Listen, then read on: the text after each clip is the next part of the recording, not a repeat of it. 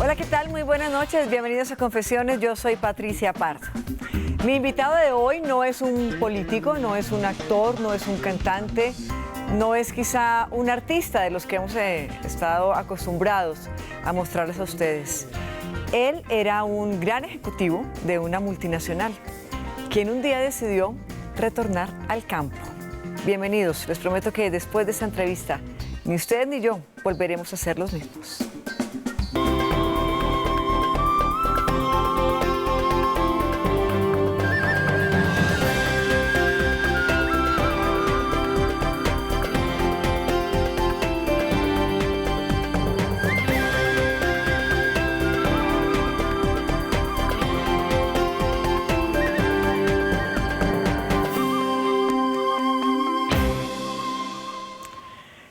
Pedro Medina con nosotros en Confesiones. Pedro, bienvenido. Gracias, Patricia. Qué rico estar aquí. Vamos a contextualizar un poco a nuestra audiencia, a nuestros televidentes. Usted es nombrado el colombiano ejemplar en un momento de su vida. Fue condecorado bajo el gobierno del presidente Álvaro Uribe como uno de los mejores empresarios de este país. Y un día decide abandonarlo todo e irse al campo a truequear. ¿Ese es un verbo? Ese es un verbo. Hablemos un poco de esa época suya de empresario importante de McDonald's. ¿Cómo llega usted a ese cargo tan elevado al que seguramente muchos quisieran llegar? Pues imagínense que yo a los 20 años vendía libros puerta a puerta en la universidad. ¿En Estados Unidos o acá? En Estados Unidos. Sí. Y conocí un personaje, Jim Bradshaw, que se volvió un mentor para mí. Él había vendido libros también anteriormente. Y él un día me preguntó, ¿qué sueño usted estará haciendo a los 35 años? Yo la verdad no tenía ni idea. Pero el hecho de que el tipo me había preguntado me motivó a pellizcarme el trasero. Me fui a las montañas de la universidad con un galón de agua, un esfero y un cuaderno. Dije, no bajo hasta que tenga sueños claros escritos. ¿Cuántos años tenía? 20 años. 20. Y me forcé a escribir mis sueños. Escribí que yo quería casarme a los 32 años, tener hijos a los 35, y que yo a los 35 quería estar manejando una empresa donde pudiera tener contacto constante con el público y ser una influencia positiva sobre mucha gente. A los 32, este personaje que se volvió mentor para mí, me llamó, me dijo, Pedro, estuve en Filipinas con la mujer que maneja, con la persona que maneja McDonald's en Filipinas, estuvo con su mujer que es filipina. Sí. Y el tipo de McDonald's les contó que McDonald's quería abrir en Colombia. Él me contó eso y yo perseguí a McDonald's durante 2 años.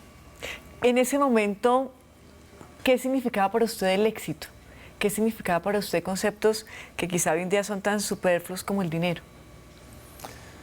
Pues mi objetivo en la vida nunca ha sido tener dinero, pero el éxito sí era un objetivo. El éxito era ese reconocimiento a la sociedad, ese posicionamiento, esa influencia, todo eso que conlleva el éxito. Eso es lo que significaba. ¿Y se daba duro en ese camino por no conseguirlo, por no llegar?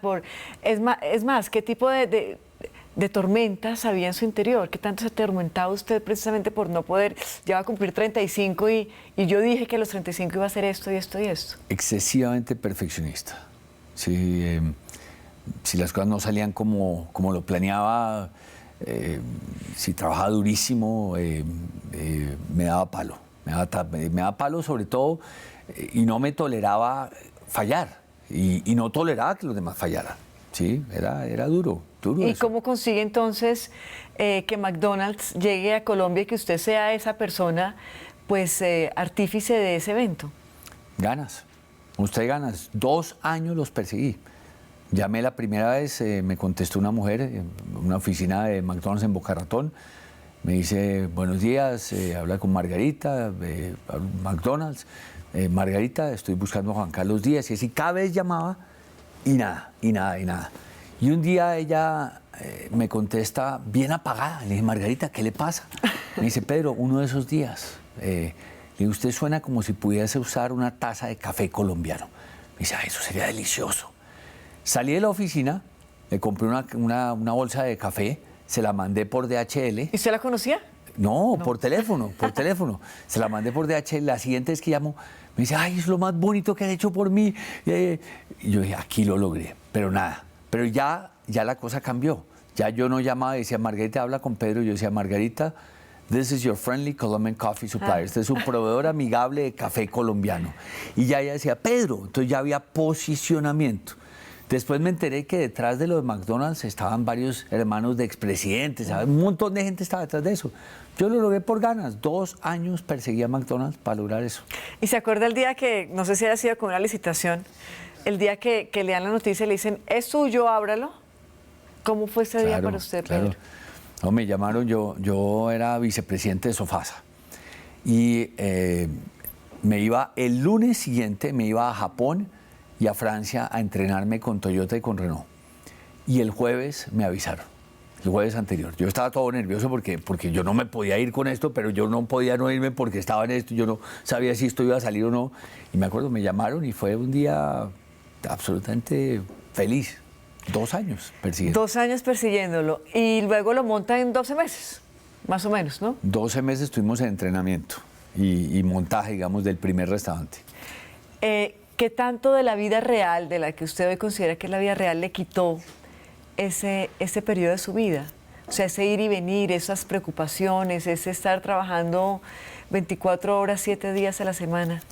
Lo que pasa es que ahí en esa, digamos, yo pienso que todas las decisiones que uno toma son correctas, basadas en el contexto en el que la toma, basadas en la información que uno tiene cuando la toma y basadas en la experiencia que uno tiene. Y en ese momento eso era la vida real para mí, eso parecía ser la vida real. Después yo me pongo a ver que hay un costo de oportunidad muy alto, que hay unas cosas que uno deja de hacer, un montón de cosas que uno deja de hacer por estar en eso.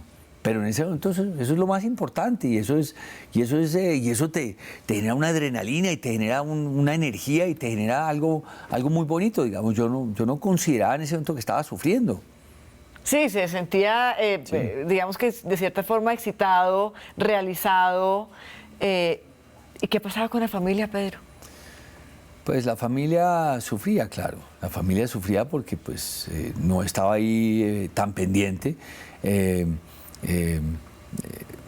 Yo he hablado con mis hijos y yo creo que ellos entendían en ese momento la situación, digamos, la familia se acostumbra al tema, pero yo me doy cuenta ya mirando para atrás de todo lo que yo veo, por ejemplo, cómo mi hijo está criando sus hijos y yo digo, hombre, hay otras formas de hacer las cosas, ¿sí? El 13 de marzo usted tiene un día muy difícil en su vida.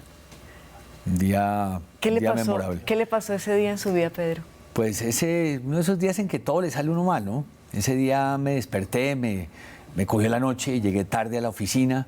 Ese día iba para Caracas, llegué y salí tarde para el aeropuerto. En la mitad del camino me di cuenta que se me había quedado el material. Yo iba a dar un curso con la gente que teníamos entrenándose en Caracas. Llego al aeropuerto 45 minutos antes para un vuelo internacional.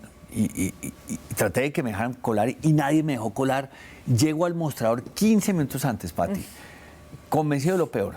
Y la señorita me dice, señor, el vuelo está retrasado. Y dije, uy, señorita, qué alivio, entonces puedo ir a almorzar. No puedo almorzar, ¿pero por qué?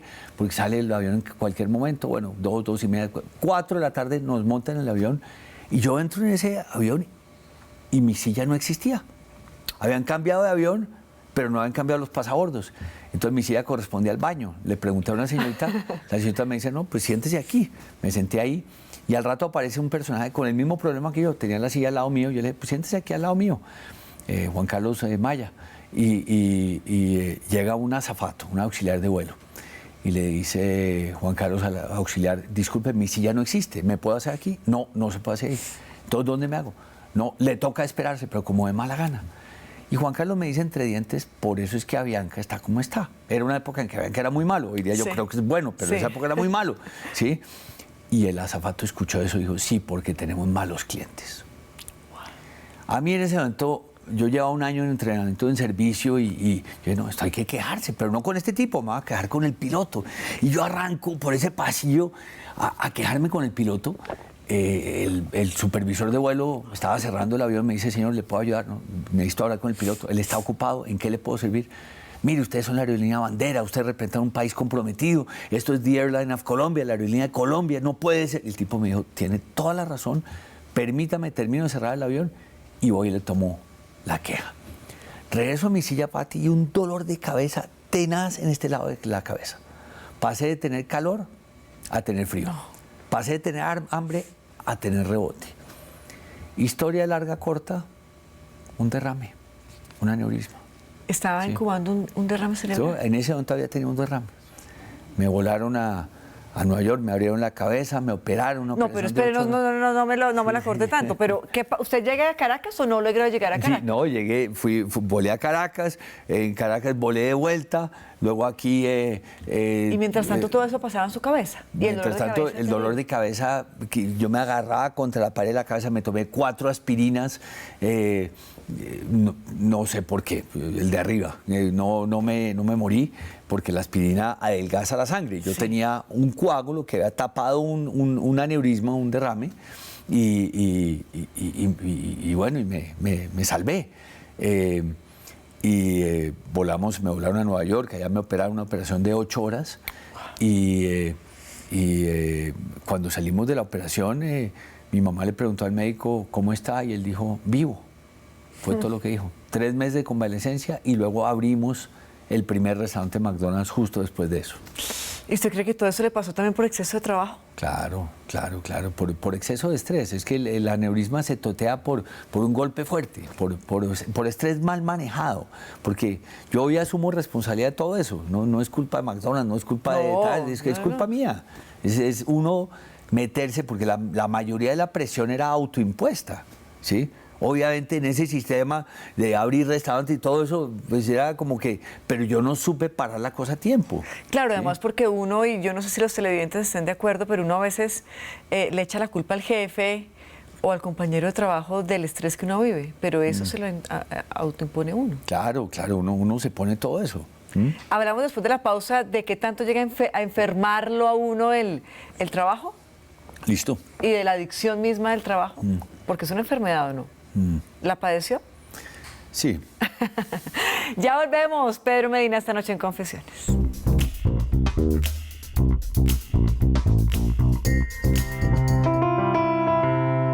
Conozco a Pedro desde por allá los años 98, 99. Le debo muchas cosas a Pedro.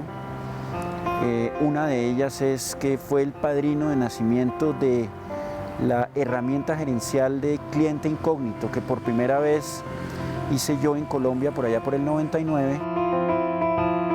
Y cuando yo pienso en Pedro Medina, la primera cosa que se me viene a la cabeza es la puntualidad, el respeto por el tiempo de los demás. Quebrar esa tendencia, yo no diría de los colombianos, yo diría de los latinos en general, de que si tenemos una cita a las 10 de la mañana, entonces eso es 10:15, eso es 10:20, eso es 10:30.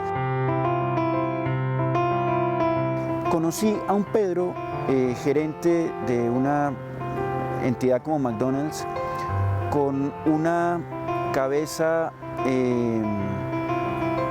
con turbulencia. Una persona que ejecutaba, bien ejecutadas, 1000 cosas, pero eso lo mantenía en turbulencia. Esa migración que él hace a hablemos bien de Colombia, vendamos bien a Colombia, significó un proceso donde yo siento que en su cabeza empezó a entrar una cantidad de calma y una cantidad de entender un poco qué es la vida. Y veo después una transición a una cabeza donde dice, hombre, aquí el cuento es jugársela bien a la gente, a la vida.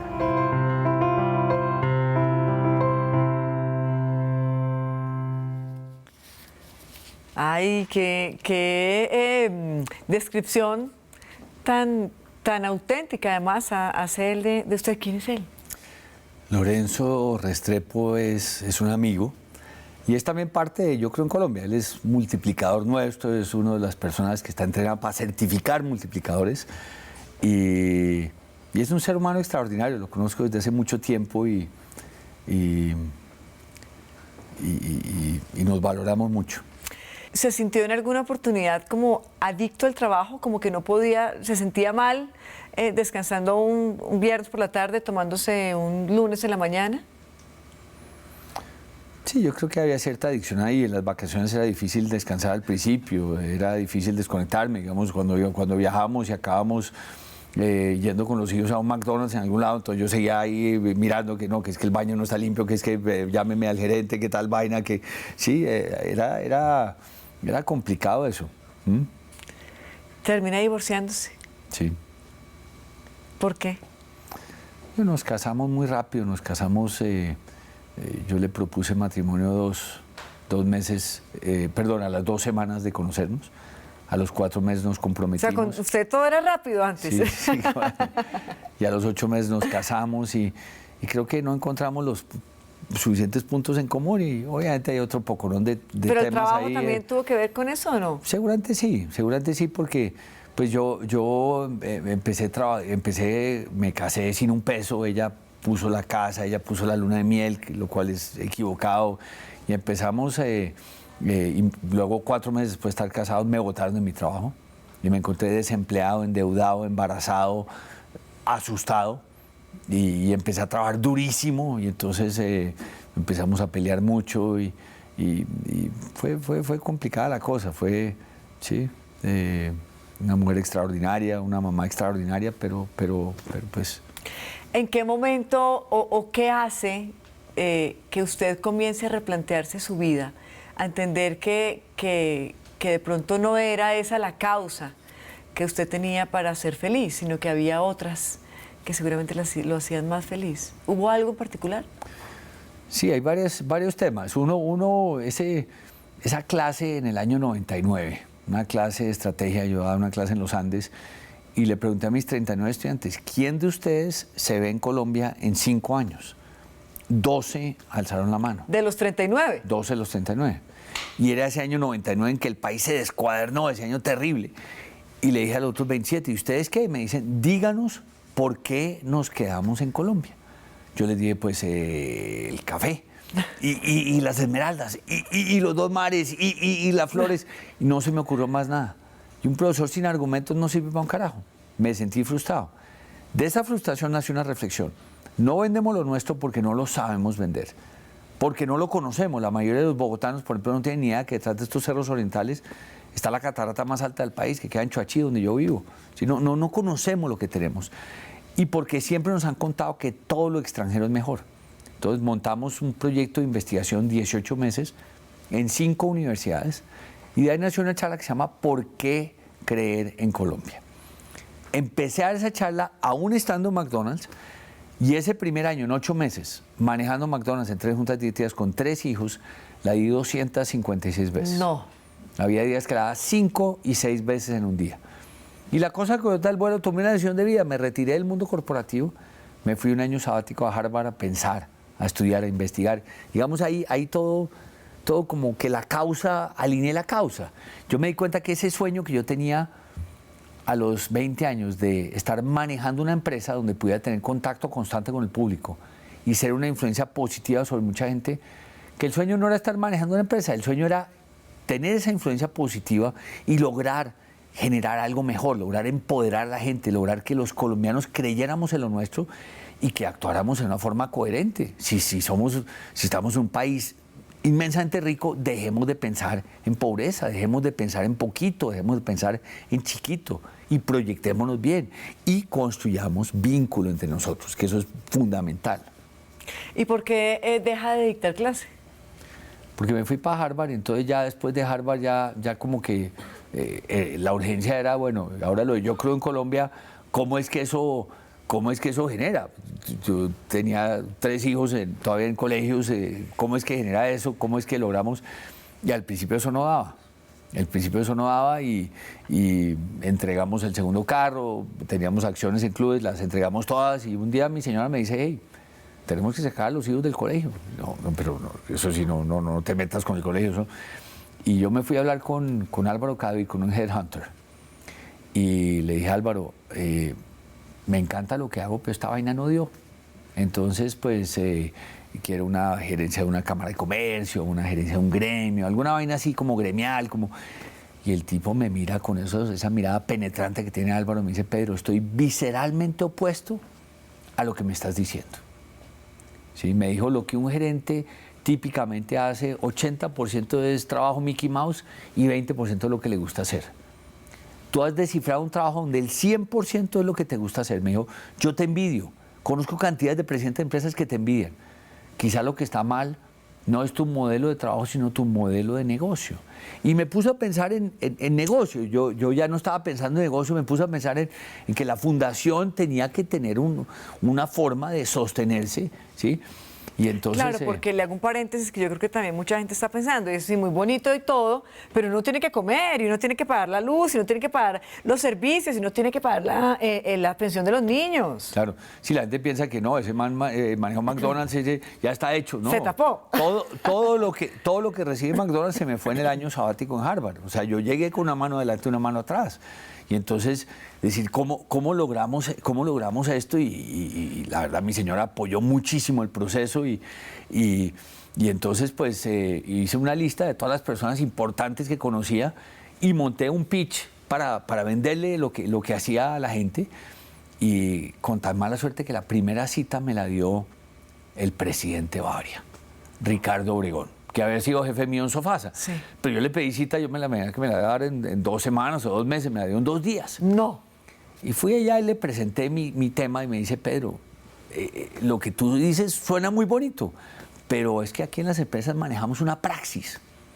Y ese concepto de la praxis me ayudó a que todo lo que yo había montado, todo lo que yo hacía, lo podía enfocar en productividad, competitividad y asociatividad, que son los 3 temas que trabajamos hoy día con las empresas. Oiga, y paralelamente, bueno, después viene el tema del divorcio y hay una anécdota interesante, y era que pues usted sufrió mucho, pero aplicaba las 4D y las 4E, ¿qué era eso? No, que pasé de las... Sí, en la época del divorcio me fui a vivir en un apartamento y yo todas las semanas, las 4 veces, entusiasmo, energía, empoderamiento, enganche, porque mi trabajo es muy bonito, entre semana. El fin de semana, las 4 veces, desasosiego, desilusión, derrotismo y depresión. ¿Sí? Porque uno después de estar casado 18 años y de repente se encuentra uno solo, es duro eso, es duro. Y veía televisión, cocinaba espagueti y tomaba cerveza. Y un sábado estaba ahí viendo televisión, buscando canales y dije, oiga, ¿esto va a ser el resto de mi vida? Y dije, no, yo voy a conocer un pueblo, me encanta viajar. Y hay 11 salidas de Bogotá. Y hay una que es la que la gente no toma. Y es la salida más verde de Bogotá. Y me fui por esa. La vía Choachí. Un amigo me ha dicho que había un proyecto para hacer tinta para impresoras con jugo de mora en Choachí. Y a mí todos esos temas de cómo transformamos nuestra riqueza en oportunidades. Y me fui con el ánimo de buscar eso.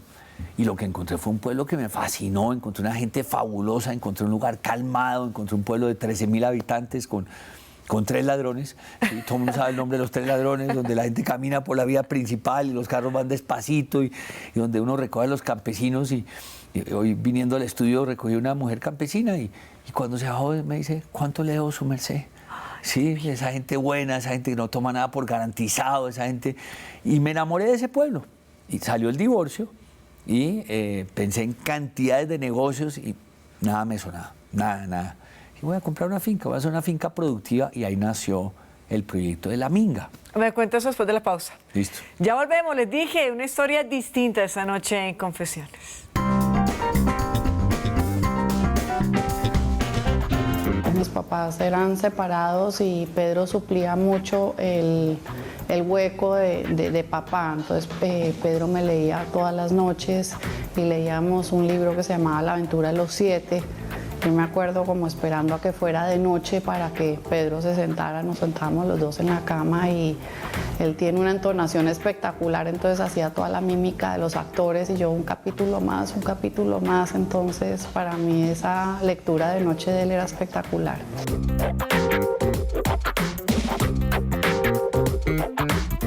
Cuando cumplía años, Pedro siempre me sorprendía con una piñata encima de mi cama, tenía muchos dulces en la mesa de noche, tenía kits de médico y un regalo siempre especial. Entonces, para mí cumplir años era totalmente especial porque iba a tener el regalo de Pedro. La relación entre Pedro y mi papá era una relación un poco fría, porque Pedro era una persona más teórica que mi papá. Mi papá era muy aventurero, pero siempre lograba inculcarle a Pedro como esa parte de aventurero. Entonces como que era una persona muy recursiva y yo creo que logró inculcarle eso a Pedro y a todos nosotros. Yo mucho de lo que aprendí en mi mundo laboral se lo debo a Pedro. O sea, yo por ejemplo, el tema de ser detallista, el tema del seguimiento, el tema minucioso a cada tarea, eso se lo debo mucho a Pedro. Entonces, digamos que esa fue la parte más difícil. O sea, si sobreviví ser empleada de él, ya lo que viene ahora es con creces y tengo una relación muy linda. O sea, yo lo veo como un amigo y un consejero. Él mejor que nadie sabe que a mí no me gusta hablar en público, entonces yo creo que este es el mejor regalo que le puedo dar a él. Hubiera tenido 25 excusas, pero él también me enseñó que en la vida no hay que sacar excusas, sino que hay que sobrepasar los miedos. Entonces, pues me ofrecí a hablar hoy, pues por el amor que tengo y porque este es un verdadero sacrificio para mí. Ay, no, ¿qué tal la confesión de la hermana? Fabulosa, fabulosa. La familia, me hace pensar un poco, Pedro, también, pues en este relato que usted ha compartido con nosotros de manera generosa durante el programa, como un gran ejecutivo de una empresa como McDonald's un día decide ser un padre y pues como encauzarse en la vida, en lo que realmente lo hace feliz. Pero ¿qué pasaba con la familia paralelamente? Porque no era solamente su esposa y sus hijos, sino el reproche de su papá, el cuestionamiento del amigo, las dudas de la hermana. ¿Cómo lidiar con todo eso cuando uno quiere parar? Porque hoy lo vemos muy a menudo, ¿no? Gente que para y dice, hasta aquí llegué, eso no es lo que yo quiero y me voy por este lado. Yepes, el doctor Yepes de Bancolombia lo hizo por pues, una situación con su hija, una carta maravillosa que hizo pública, etcétera. No es la primera vez que uno registra este tipo de historias, pero ¿cómo lidiar con la familia? Sí, es complejo, particularmente porque la familia hay una historia de la familia. Lo de la relación con mi padre era compleja porque pues mi padre se quebró 15 veces. Y siempre se levantó. Y yo después, ya afortunadamente antes de que muriera, hicimos un proceso de reconciliación muy bonito. Yo ahorraba cuando yo tenía 10 años, él leía los clasificados, yo también los leía. Y en esa época, en 1970, se conseguía un Jeep Willys por 1.000 pesos. Y yo tuve un sueño a los 10 años, me voy a comprar un Jeep Willys. Y empecé a ahorrar. A mí me daban 5 pesos de mesada. Yo en la cafetería del Colegio San Carlos invertía 1.50 en un pastel Gloria y en un jugo. No almorzaba. Sí, yo creo que por eso soy flaco. En esa época no almorzaba. Y llegué a tener 973 pesos ahorrados. Mi padre tuvo una de sus 15 quiebras en esa época y empezó a pedirme la plata prestada para la mesada. Y yo se la prestaba y anotaba en una hojita, en tal fecha le presté tanto, en tal fecha le presté tanto. No. Y acabé prestándole los 973 pesos, Patricia.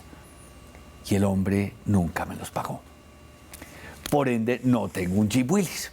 No. Pero esa historia yo la tenía guardada y un amigo me dijo, pero usted tiene que sacarse esa historia. Entonces invité a mi padre, hace 4 años de ir al padre a mi casa y le conté esta historia. Y mi padre a sus 80 años se le aguaron los ojos. Fue un momento de conexión bárbara, muy bonito, ¿sí? ¿Y usted nunca le hizo el reclamo? No, ¿De por qué no le había pagado? No, nunca le hice el reclamo. Y saqué debajo de la mesa un regalo que estaba muy bien empacado. ¿Y usted se ha fijado cómo un niño abre un regalo y cómo un viejo abre un regalo? No. El niño destroza el regalo. Sí. El viejo lo abre con todo el cuidado del mundo, como con la idea de reutilizar el papel. ¿Qué había dentro del papel? Un Jeep Willys. Ya no uno de verdad, sino uno de estos que hacen Pensilvania Caldas, Sí. en madera. Y en la ventana yo había puesto una nota que decía, deuda perdonada. Yo creo que en todas las familias hay dolor y hay cosas que no se han hecho. Yo creo que los padres hemos sido imperfectos y los hijos también. Pero yo creo que ese tema de perdonar no es olvidar, perdonar es recordar sin rabia, sin resentimiento, sin rencor y sin revanchismo. Y yo me di cuenta que es que el perdón me permite saborear el presente sin el veneno del pasado. Entonces hice un proceso de perdón con mis dos padres por temas que habían hecho o que no habían hecho, cosas que... Y hoy día la cosa es diferente, pero todo eso estaba en paralelo a esa época, ese vacío, digamos, estaba en paralelo a esa época en el mundo empresarial, ¿sí? Claro, y perdona uno a los otros y se perdona a usted mismo. ¿Se perdonó? También Sí, tuvo sí, como sí, ese... Sí, tuve un momento de perdón muy, muy fuerte con mi hija chiquita, sí. ¿Qué pasó? Pues cuando nos separamos, nosotros tomamos la decisión de que nos separábamos y que yo me iba al día siguiente a la casa. Entonces mi señora le dijo a ella, oye, tu papá se va mañana. Ella tenía 10 años y lloró durante 4 horas. Fue desgarrador, fue durísimo, durísimo, durísimo. Y yo me fui y acordamos que yo me la llevaba de vacaciones a algún lado, y bueno, me la llevé a lo que ella quería hacer, que era Disney, pasamos rico, en las vacaciones pasábamos rico, pero había una desconexión, y yo también me fui, también me aislé, y también uno está con culpabilidad, y uno está con depresión, y uno está con las 4Ds, y con todo ese tema, fue duro, ¿sí? Y yo le decía, mira, estuve en tal colegio dando una charla, me decía, a mi colegio no vienes. Mientras yo esté aquí, entonces había un poco de cosas así complejas. Y bueno, llegó, yo decía, bueno, la preadolescencia, la adolescencia, uno de hombre como que mete la cabeza en la avestruz y en las vacaciones pasábamos rico, pero había desconexión. Yo me iba para la India y le dije, Cami, me voy para la India. Me dijo, pa, ¿me puedes traer un elefante? Le dije, listo. Como cumplía 18 años, le compré 18 elefantes. Cada uno más especial que el otro, uno que tenía 600 años. Y regresé todo lleno de ganas de darle los elefantes. Y estaba distante. Y yo creo que el tema de comprar amor con cosas no va conmigo. Y un día estábamos comiendo en un restaurante y le dije, estaba a punto de darle el elefante y ella dijo, es que tú me abandonaste. Y entonces le dije, pues, Cami, pero es que siempre ves lo malo, no ves lo bueno, no es que yo te llevé a Disney cuando no tenía con qué y te llevé a esquiar a Boston cuando no tenía con qué. Obviamente las vacaciones de Gorgona, las de Chocó y las de Putumayo, pues no se las eché en cara. Y ella me dijo, no dijo nada, no reaccionaba. Y entonces toqué una fibra sensible. Le dije, Cami, ¿no te das cuenta que yo le doy una plata muy grande a tu madre para que tú vivas como una princesita? Y me dijo, es que tú tienes que hacer eso. Y dije, no, yo no tengo que hacer eso. Si vamos de un juez, yo no tengo que hacer eso. Y ella se paró, me dijo una palabrota que no la puedo repetir aquí en televisión y se fue corriendo. Yo traté de atajarla, no pude. Mientras pagaba la cuenta empecé a llamarla y la llamaba. Por fin la mamá contestó, dijo, ella llegó a la casa pero no quiere hablar contigo. Bueno, así pasan todos los días, yo por Facebook, por Instagram, todos los métodos de... Sí. Hoy tiene uno como 17 formas de conectarse con otro, que los videos, que la foto, que la canción. Nada. El día 7 yo recordé que en la India me habían hablado del karma y el dharma. Yo me acordé con mi hermano Camilo, el mayor, él era fornido, yo siempre fui flaco, y él me matoneaba. Y siempre que me matoneaba, yo lo invisibilizaba. Pretendía que él no existía. Lo ignoraba durante una semana y él se desesperaba. Claro. Y algún tío viajaba y nos compraba unos chocolates a cada uno. Él se comía los de él en 2 días, yo los míos los dosificaba 2 meses y me los comía delante de él. Pura guerra psicológica. Sí. Yo dije, todo lo que yo le hice a Camilo, me lo estaba volviendo Camila. El día a día yo ya no estaba tan filosófico. Fui a hablar con Felipe, que es el filósofo de la familia, mi hijo mayor. Y Felipe me dijo, pa, es que tú nos abandonaste. Le dije, Pipe, pero no te acuerdas cómo es la cosa, en las peleas. No importa, pa, tú te fuiste. Con Daniela y conmigo no fue tan grave, pero es que acuérdate de cómo era la relación con Camila. Y le dije, hombre, tienes toda la razón. Y me dijo, pa, ¿y tú nunca le has pedido perdón a Camila? Y lo peor es que tú no te has perdonado a ti mismo. Me tocó una fibra sensible. Le dije, Pipe, ¿y eso cómo se hace? Llega a tu casa y toma una foto de Camila y háblale. Y yo llegué a mi casa, tengo una foto de Pero una mesa. sabio su hijo. Sí, sí, sí. Y le dije, ¿qué le digo? Lo que te salga. Bueno, le hablé una foto de un año antes de la separación. Una foto hermosa, sonriente, a los 9 años. Y le hablé, y esa vaina que ya no tenía nada más que decirle, y me rasco la cabeza y miro, arriba tenía otra foto pegada en la pared, y era una foto de un año después de la separación. Y me di cuenta del daño que había hecho. Era la foto ya con la sonrisa opaca, la sonrisa como forzada. Y entonces en esto lloré, hice mi catarsis. Le saqué por celular la foto a la primera foto, se la mandé por WhatsApp, le dije, Cami, añoro cuando tú eras chiquita y yo llegaba a la casa y tú me decías que hiciéramos competencias, cogíamos 2 hojas de periódico, las rompíamos en pedacitos, las poníamos por todo el apartamento y corríamos, o en su marca, listo ya, y corríamos, y yo me tropezaba en una esquina, te dejaba ganar, y te paraba encima del sofá y ponían We're the Champions o alguna canción así, y te sacaba un regalito debajo del sofá, y añoro cuando yo ganaba y te hablaba de la importancia en la vida de aprender a perder y a ganar. Y añoro cuando me afeitabas y me decías que es que estaba picante, y le dije, añoro sentarnos tú y yo como papá e hija y conversar. Ella me respondió por primera vez en 10 días, me dijo, con tiempo. 2 días después, Pati, estábamos ahí en la sala de la casa de la mamá, ella y yo solos. Y apenas llegué, lo primero que le dije fue, la miré a los ojos, le dije, Cami, yo te abandoné. Y nunca te he pedido perdón. Y hoy vengo a pedirte perdón desde el fondo del corazón, sin explicaciones, sin justificaciones, sin racionalizaciones. Todo el semblante le cambió, ¿sí? Le dije, y yo sé que tú tienes memoria de elefante y te acuerdas de todo, lo bueno y lo malo. Y le fui recordando cosas buenas y malas de nuestra relación y con cada una le sacaba un elefante. ¡Ay, divino! Con cada una, y fue mágico. 2 meses después, yo estaba en el colegio de ella, dando 3 charlas en un día, patrocinada, ella se hizo amiga del presidente del Consejo Estudiantil, patrocinada por ellos. Y luego, unas semanas después, en el prom del colegio, tuve el privilegio de hablar al frente de todos, ¿sí? Entonces, yo creo que cuando uno se perdona, todo cambia, pero ese proceso es importante. Claro. Y es reconocer que todos tenemos nuestro sol y nuestra sombra. En la medida que admitimos la sombra, el sol brilla con más fuerza. Bueno, ya volvemos, nos queda un solo segmento, esto está muy interesante.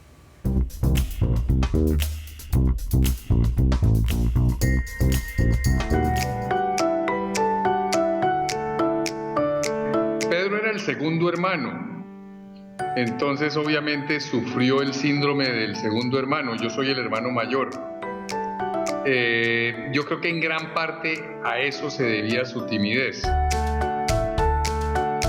Lo que marcó el cambio para él fue su trabajo en los veranos mientras estaba en la universidad vendiendo libros. El primer año vendió libros, el segundo año ya reclutó su propio equipo y también vendía libros, pero también ya tenía un grupo de gente, de otros estudiantes que vendían libros con él. Yo me acuerdo que en su tercer año yo fui uno de los estudiantes que trabajó para Pedro. Y me acuerdo que la primera puerta en que golpeamos en ese verano nos abrió una señora muy mal geniada. Obviamente era un sábado y eran creo que las 7:30 de la mañana. Nos insultó y a la media cuadra, cuando ya estábamos retirándonos de su casa, llegó la policía a preguntarnos que qué estábamos haciendo. Él me dejaba a las 7 de la mañana, me recogía a las 9 de la noche y todos los días yo le decía cuando me recogía, en palabras no muy educadas, no sé por qué me dejé convencer por usted que tenía que venía a vender libros. Esto es una vaina. Y así pasó el verano y al final del verano me dijeron cuánto había ganado. Y se olvidaron todos los malos sentimientos hacia el trabajo y volví a firmar, obviamente, para vender el siguiente verano. Y hasta hoy en día, considero que es el trabajo más importante que he hecho yo en la vida. O sea, aprendí muchísimo y todo esto gracias a Pedro. Ay, ahí está su hermano, el mayor, y que el mayor le diga a uno eso, pues es una satisfacción muy grande. No, y hoy día tenemos una relación muy bonita. Es el mejor miembro de familia. Es un hombre súper cariñoso. Sí, todo puede cambiar, ¿no? Todo puede cambiar. ¿Sí? Usted entonces pasa y cambia esa vida de gran ejecutivo que tiene o que tenía en ese momento a la minga, a vivir en Chuachí, a vivir del trueque. ¿Usa ropa reciclada o no? ¿O hasta ya no? Sí he comprado blue jeans reciclados. ¿Sí? Sí, hoy estaban sucios, entonces no me los puse. Pero sí. Pues es que cuando me cerraron la cabeza me dejaron un tornillito un poco suelto, ¿no? Y entonces, es el tema de cómo descubre uno verdaderamente lo que le mueve. Yo me acuerdo cuando chiquito yo sembraba siempre frijoles en los pollos de las ventanas donde vivíamos. Me encantaba ir a una finca que tenían unos tíos en Guaymaral y hacer huerta. Me encantaba eso. Entonces, pienso que ese proceso de descubrir esos talentos es vital. Y me separo, me compré la finca, la minga, y diciembre 24, hace 2 años, hice un retiro, hice un ayuno. Para alguien tan flaco como yo, hacer un ayuno de 36 horas es difícil. Y tuve una claridad mental bárbara, Patricia. Me senté en el techo de esa casa, es un techo verde, y pensé que uno cuando niño decía, oiga, alguien debería. Y uno de grande ya es alguien. Y luego dije, ¿qué me impide a mí venirme a vivir aquí? Que esa pregunta es poderosa. Mucha gente dice, ¿cómo hago? Ahí le estás dando el poder al otro para que te diga cómo vivir tu vida. Cuando dice, ¿qué me impide? Uno mismo se empodera. Y empecé a quitarme las disculpas. Yo vivía en un apartamento muy bueno en Bogotá, la oficina 20 minutos caminando, me iba caminando, haciendo ejercicio, era una vida deliciosa. Pero me solté todo eso y me fui a vivir allá. Y estoy feliz viviendo en el campo. ¿Y cómo es un día en su vida hoy en día? No hay días típicos. Ayer estuve organizando el Museo de la Paz. Ya tenemos un museo, el Museo de la Paz en La Minga. Ayer estuve sembrando, haciendo una terraza de plantas medicinales que estamos creando. Tenemos voluntarios, allá tenemos programa de voluntariado, son 6 casas en total, tenemos Airbnb, hay gente continuamente circulando por ahí. Vengo a Bogotá a dar mis conferencias, voy por el mundo a dar mis conferencias, mis talleres, mis asesorías. Confiéseme el amor. He tenido 2 novias desde que me separé, pero ahorita no tengo novia. ¿Y está feliz así? Estoy tranquilo. ¿Vive solo, literalmente? No, vivo rodeado de gente, pero no tengo una pareja en este ¿Duerme momento. solo? Duermo solo. Voy a despedirlo con una canción, Pedro, y yo creo que usted me diga qué significa este tema, porque la música tiene un lenguaje también muy poderoso y un mensaje importante. Que viene siguiéndonos, si quiere cobrarnos errores eternos. Darwin Grajales. Suéltalo. Pues piensa que nunca aprendemos cuando hay un dolor. Me encanta la música con significado, ¿no? La música con mensaje, la música que mueve. Me preocupa tanta música que va incitando a la gente a comportamientos, ¿sí? El santo cachón, entonces ya se vuelve normal poner los cachos, entonces ya la música va normalizando un poco de comportamientos que son aberrantes. Y esta de ¿sí? Suéltalo es como esa Suéltalo, invitación a sí, soltar sí, tantas sí. ataduras que nosotros mismos nos hemos puesto. Claro, sí. Oiga, ya para finalizar, Pedro, un mensaje, se lo voy a poner un poquito difícil, un mensaje tanto para aquel joven que nos está viendo, porque nos ven muchos jóvenes, y que tienen quizá los mismos sueños que usted tuvo a los 20 años, ¿no? Y un mensaje para ese ejecutivo que quiere soltar y que está cansado de no encontrar esa causa o de sentir que esa causa por la que luchó para estar en esa cima no es su verdadera causa. Dos ideas. La primera es cuando el sistema está roto, no luches contra el sistema. Crea un nuevo sistema que vuelva al otro obsoleto. Eso decía Buckminster Fuller. Entonces uno puede crear sistemas, uno puede cambiar los sistemas de la vida de uno. Y lo segundo es lo que ya hablamos de que cuando las decisiones están basadas en un contexto, en una información, en una experiencia, y esa decisión es correcta basada en ese contexto, esa información, esa experiencia, genera nuevos contextos. Para mí, por ejemplo, ir al llamado de la montaña fue extraordinario. 547 personas de 46 países, desde chamanes y taitas indígenas. Exponte a otros contextos, exponte a otra información, exponte a otras experiencias y vas a ver que es fácil tomar decisiones diferentes una vez tienes ese esquema. Y eso es lo que hacemos en La Minga y eso es lo que hacemos en Yo Creo en Colombia. Le damos a la gente sus contextos diferentes y generamos esas experiencias y compartimos una información diferente que inspira a la gente a cambiar. Hoy en día ese Yo Creo en Colombia, ¿cuánta gente ha ayudado? ¿A cuánta gente ha colaborado quizá a encontrar esa causa? Le hemos llegado a 840.000 personas en 166 ciudades en 33 países. Somos 2.600 personas en Yo Creo en Colombia, voluntarios, que están en alguna medida metidos en esto. Hay muchos más metidos, otros no tan metidos, en cómo vemos a Colombia y América Latina, porque ya tenemos un proyecto que se llama Yo Creo en América Latina, ¿sí? Sigo pensando en grande, sigo haciendo cosas. O sea, él ya no vende hamburguesas, usted vende sueños. Sí, yo vendo sueños, pero también realidades, porque es que los sueños siempre están anclados al modelo, al ejemplo, a la historia de alguien que ya lo está haciendo. Y entonces la gente mira esa persona que ya lo está haciendo, ese colombiano. Yo no creo ya en Bill Gates y Warren Buffett, en los modelos foráneos, yo creo en los modelos locales, porque jugamos a la envidia positiva, Pati. La gente dice, si esa persona con esa cara de pendejo lo puede hacer, yo también puedo. Entonces, si es mi compañero de pupitre, si es la persona, mi vecino, si él lo está haciendo, yo ¿por qué no puedo? Entonces, pienso que ahí es importante las historias como una forma de crear nuevos paradigmas, nuevos modelos mentales. Pues de eso nos hemos dado cuenta el día de hoy. Quiero agradecerle muchísimo esta charla, esta entrevista. Ha sido muy generoso en su narración y sobre todo nos ha permitido conocer al ser humano, obviamente al conferencista, al hombre que ha llamado la atención de mucha gente en Colombia y en Latinoamérica por su estilo de vida, por haber cambiado, por haber roto esquemas, haberse como desmarcado de ese formato que usted mismo creó, pero también al ser humano. Gracias, Pedro. Gracias, Pati. Qué privilegio. Acuérdense que creer crea realidades. Pedro Medina, esta noche en Confesiones. Espero que después de esta entrevista ustedes de verdad no sean los mismos. Chao.